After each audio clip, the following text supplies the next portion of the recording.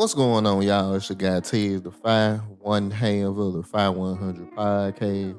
And man, I wanted to come talk to y'all today about something that was on my mind. Honestly, I don't know if this podcast gonna come out or when it's gonna come out. But if you listening to it, you decide to put it out. Now, I wanna be completely transparent with this conversation. I'm not a guy that engages in beefs. I'm not a guy that likes drama and to entertain going back and forth with men or women. I understand having disagreement and not agreeing on stuff and even getting to a point to where you might not talk to or want to talk to another person. But beef, I don't do that. And it's for a couple of reasons. Number one, I ain't got fucking time. Like, it's so many more things I could be doing. Like working, podcasting, learning more stuff about life, coming up with more subjects, editing. It's so much more stuff I could be doing than going back and forth with niggas or with females. The second reason I don't like doing it is because it can take me places mentally that I don't want to go. So the people that been listening to this podcast know some of my story, know some of the things that I've been through. For you all that don't, I'll give you an example. I was dating this girl a long time ago, like my first girlfriend out of high school. And I went to her house, we kicking it, this my girlfriend. We just having a good time. And she had a crazy ex-boyfriend. And her crazy ex-boyfriend was cool with her grandfather that stayed on the same street. So her niece came running in on us in the room and was like, hey, so-and-so at granddad's house. So, of course, we look at the wonder and the nigga out there just chopping it up with her granddad. So, ain't shit going on in my mind because I'm like, this shit ain't got nothing to do with me. And she was like, man, it might be time for you to leave and he crazy and I don't want him coming over here starting no problem. And bruh, I remember looking at her like, fuck that nigga. What the hell he got to do with me and your relationship? What they got to do with us spending time together? I didn't drive all this damn way to come and leave because some nigga can't let you go. Fuck that. I ain't going nowhere. That's exactly what I told her. And we went back, got in the bed, and we kept chilling. So I'll say about 3-4 hours passed. It was late. It was damn near 1 o'clock. So I get up. I'm like, all right, babe, I'm about to dip. So I get in the whip. I take off. Now, this was a one way in, one way out kind of street. Until you made it to the main road, niggas could block you in and there wasn't shit you could do about it. So I'm heading toward the street so I can get the fuck up out of here. All of a sudden, this SUV come behind me, blowing the horn, flashing lights, all this shit. So it ended up catching with me and running out in front of me. So it run out in front of me, is pushing me to the side, trying to run me off the road. So we battling.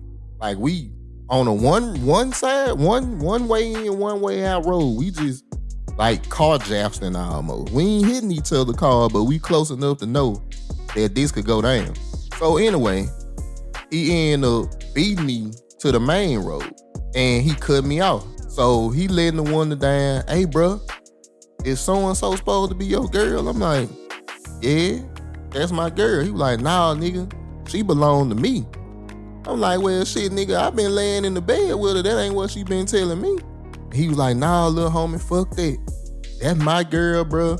I don't want to see you around here no more. So I'm like, man, fuck you. So I get out the car. He rolled the windows down. It's like 14 niggas in that Yukon or whatever it was. And I'm like, I might want to get my ass back in this car. So I hop in the car. They talking shit. I ain't see no guns or nothing, but I ain't know what them niggas had. And it was a lot of them. 14 might be an exaggeration, but I know it was like 8 niggas in there. So they talking shit, bitch ass nigga, hoe ass nigga, we better not see you around here. The next time we see you around here, nigga, is gonna be in a bag, blah, blah, blah. Now this went on for a good 10 minutes. I can't do shit because I'm blocked in. So it ain't no way I can go. And it really don't make sense for me to be yelling back and forth with niggas that I don't even know what they got on them. So I'm just pretty much just taking the abuse. So finally, the nigga that was leading the whole charge was like, I bet not see your bitch ass over here no more or it's gonna be problems. So they finally speed off in the opposite way. So I remember leaving feeling like a complete bitch. I got home and it was a darkness that swelled up inside of me that I'll never forget. I wanted to kill every one of them niggas. The vengeance and anger in me was so bad that I literally wanted to go buy a gun and kill every one of them niggas. I remember down to the detail one of the nigga teeth. I was gonna track this nigga down by his teeth and go get him. That's where unnecessary beef and stupid shit can get me. I asked God years ago to purge that side away from me because I never wanted to get to that place again, and he didn't. Now, it's only a couple of reasons why I can think he didn't do that. One, because he know I'ma need it one day. Or two, me and my guy speak 2 different languages and he ain't heard nothing I said in 34 years. I'm starting to believe it's more of the first reason. I don't want that side of me ever to come out again unless necessary. And beefing with niggas and with females ain't worth that side of Tez coming out. Oh, Tez, you don't know what you would have did. No, nigga, I know what I would have did because I know what I was feeling. I didn't care about no, oh, that's my baby. I ain't care about none of that. All I seen was darkness. And I ain't talking about the Charlie Murphy kind, nigga. I'm talking about demon. I'm talking about niggas sitting in the dark just plotting out how I'ma do this shit. That type of shit. So when unnecessary beef and issues are brought to me, I'm automatically like, bro, you can have it. I don't even get no fuck. And that make niggas and women even madder because now they like, damn, this nigga ain't gonna give me the time of day I want. No, I'm not. Because there's a whole lot of niggas out here that say they willing to take it somewhere, but they really ain't. I'm one of the nicest, most respectful out the way men that I know, that I didn't see. And I guarantee you, 95 of the niggas that do all this hooping and hollering ain't willing to go where I'm willing to go if we get to that level. I guarantee you not. I'm the type of nigga that'll sleep in the bushes to come get you. If I'm in that mindset. I'm the type of nigga that'll get cool with your sister just so when you come in the house, you see me and be like, oh shit. I'm that type of nigga. Not because I done did it, because I know where my mind goes when we start talking about life or death. I got stuff to lose now. Cassidy said this best. Cassidy is one of my favorite rappers of all time, if not my favorite. He was like, niggas out here ain't playing fair. So even if it's petty, I'll be ready to squeeze. For a long time, I never got that line. But the minute I understood where he was coming from, I was like, he right. Because honor, loyalty, respect, one-on-ones, all that shit gone. That is a bygone generation. Niggas is like, shoot people, ask questions later. Folks over here dying because of disagreements that if two men or two women or one man and one woman or one woman and one man or whatever sat down and talked about this, it could have been resolved. But it's people in the grave because of that. I got a wife and a son.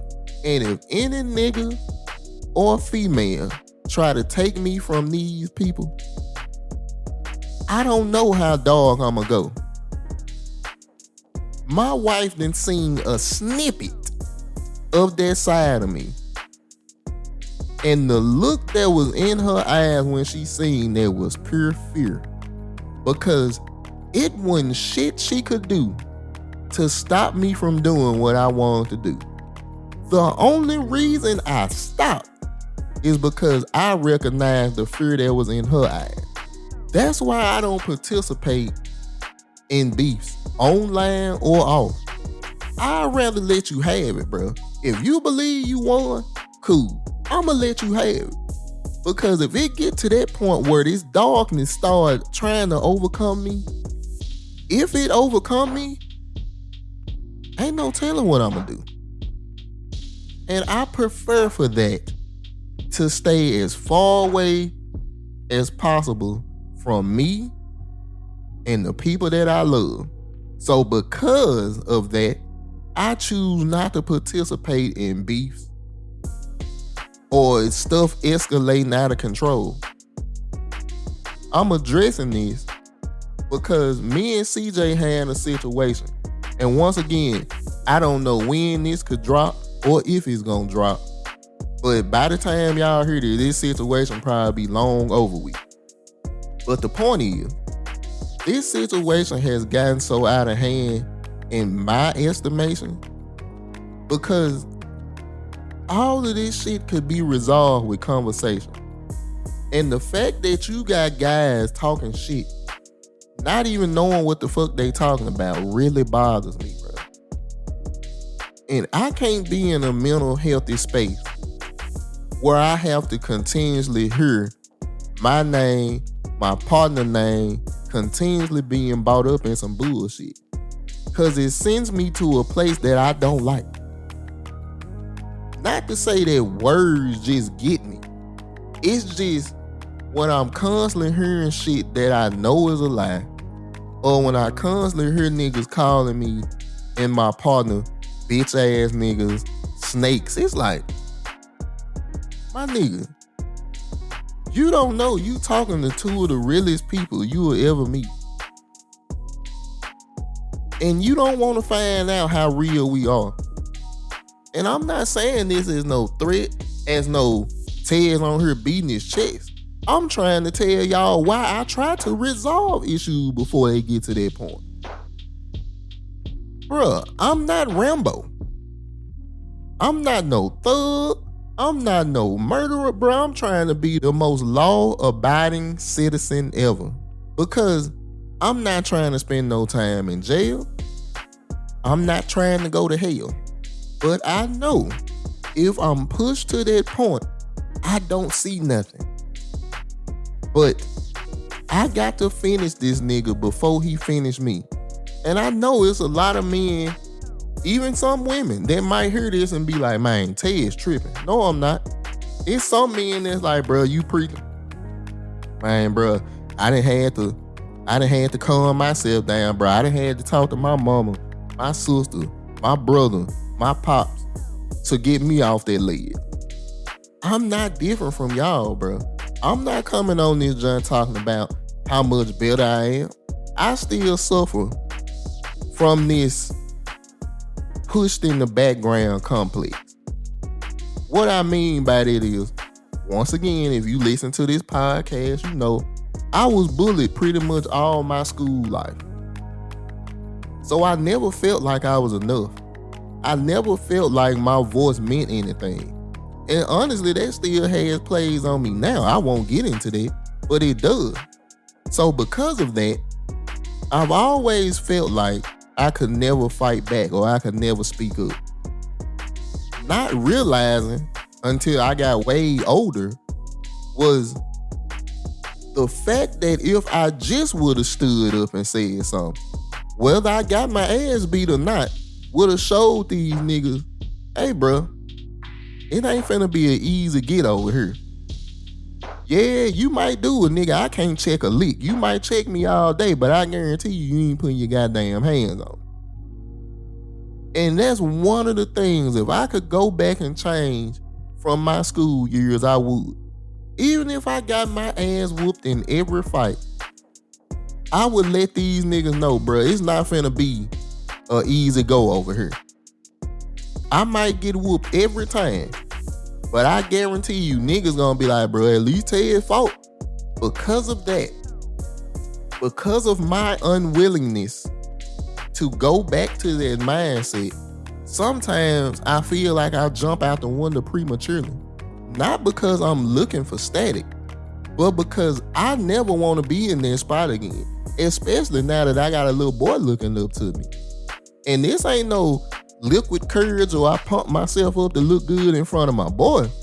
It's because I realized all I had to do was tell them niggas no or swing at one of them and that shit would have stopped. But see, it took me almost 20-some years to realize the strength in no. And the strength is, if you don't stop, I'm beating your ass. That's why I refrain so much from conflict. Not because I'm scared of the results, because I'm scared of where I could take it if the results ain't favorable. Or if after we do that, it's still going. Cause now I want blood. And I ain't talking about mine, nigga. I'm talking about yours, maybe your mama's, maybe your daddy's, your grandma's. I don't know if I'ma stop. That's why I never want to get in these situations where niggas beefing online, bringing my name up, bringing my partner name up. Bruh, I don't engage in this shit. I didn't become a podcaster to start beefing with niggas. I didn't become a YouTube content creator to start beefing with niggas. I came on these two platforms. Me and CJ came on these two platforms to get a message out to young men, to men, and to women and young women that things can be better in our community than they are now.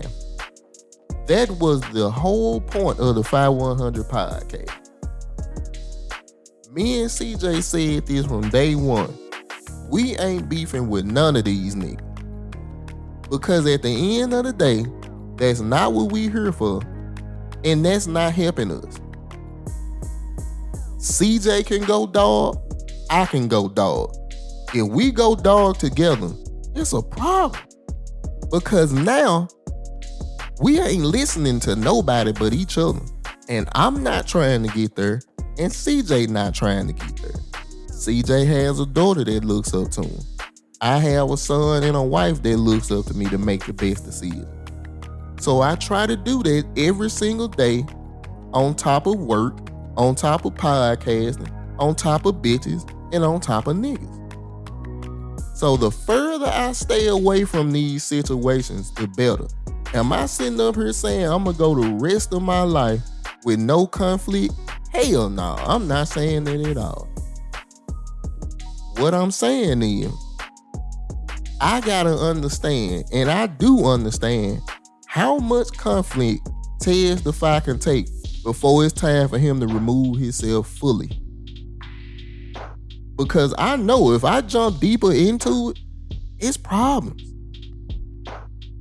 And I'm not talking about for me. I'm talking about for them niggas or them females, whoever step out of line. Because see, I used to believe, I ain't gonna say used to, I still believe in honor, respect, shooting a one-on-one, shooting a fair one. I still believe in that. But see, y'all, the niggas don't.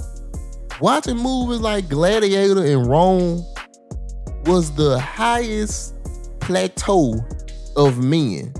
Honor, respect, duty. Them guys fought to the death one-on-one. And after one of them died, they would salute him or praise him for being such a great warrior. Niggas out here getting shot from behind without even having a chance to defend themselves. And the excuse is, oh, nigga, you stupid for even going out there. You should have had your thing on you. Well, shit, if we agreed to a one-on-one fist fight, why would I need my gun? And see, that's what bothers me. Guys like Tez the Fye would be the first nigga shot down at some beef. Because my mindset is, oh, bro, we about to fight. And as soon as I walk up to this nigga, he pull out a shotgun and blow me in pieces. That's why I refrain from this stuff, bro. I can take it as low as a nigga willing to take it, but I don't want to. Because see, if I do it, I gotta live with the guilt of, bro, I snuck this nigga. I'm a coward. But see, a lot of niggas nowadays don't look at that as being a coward. They look at it as a badge of honor. Man, I don't do no fighting, bro. This nigga ran up on me, I just dropped him. See, that's what I call cowards. A lot of y'all now, I'm speaking to the young brothers here. Young men, listen to me. A lot of y'all have been fed this false narrative of what a man is and what real honor and respect is. Honor and respect ain't about how many bodies you got. Honor and respect is about how many bodies you avoided to get it. See, that's why I don't look at a lot of men as men. Because a lot of niggas run to prove to other niggas and to other women that they tough. I try to prove to myself that I can avoid having to be tough. That's the difference between me, guys like me and CJ, compared to a lot of y'all other niggas. I'm trying to prove that I can de-escalate this situation without putting my hands on it. Without neither one of us ending up in jail, ending up in the hospital, or ending up in a grave. That's where I get my victory from. And if that's me being a coward, if that's me being scary, hey brother, I don't give a damn what your title is. I'm alive. And I'm not saying that I ain't willing to get down. I'm just gonna do everything in my power not to. Because you niggas don't have respect. You niggas don't know what loyalty is. You don't know what honor is. Because I could have an argument with a nigga right now, and if we both agree to fight, no guns, no weapons, hand to hand, I'll be willing to go down and fight with any nigga that got a problem with. Any one of them. And I don't got no problem with nobody. I'm just using this as an example. But see, I can't have that mindset in 2022 because a lot of these niggas don't understand what 2 hands or 2 feet to an ass do for you no more. That is what makes you a man. That is what teaches you if you Mr. Badass or sit your ass down. Them 2 different things. And I'm fine with being Mr. Sit your ass down. But I guarantee you, you gonna know and we gonna find out together who is who. That's why I don't get involved in beefs, bro. That's why I try to stay away from conflict. Not because I'm fearful of it. It's because I don't know where the fuck I'ma go if it get out of control. I got too much shit to lose, bro. I love my wife. I love my son. I love my mother and father and my brothers and sisters and my brother CJ. These are people that I love and would die for. If it's any problems with any of them and they say, Tez, I need you to ride with me, I'm out the door. But if it's something that I can avoid, or even if it's something I can talk them off of, I'ma do that first before I say, let's go. Because you ain't got number one life. You got one life to live. Ain't no reset button. Ain't no extra men. You can't drop in a quarter and get more time. When your clock strike 12, nigga, you mean your maker up or down.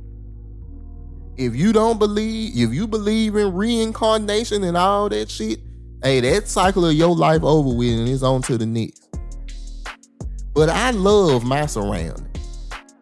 I love the people that's in my circle, and it's very small. And I'm doing everything in my power to spend as much time around these people as I can. Because I don't know how much time I got with them.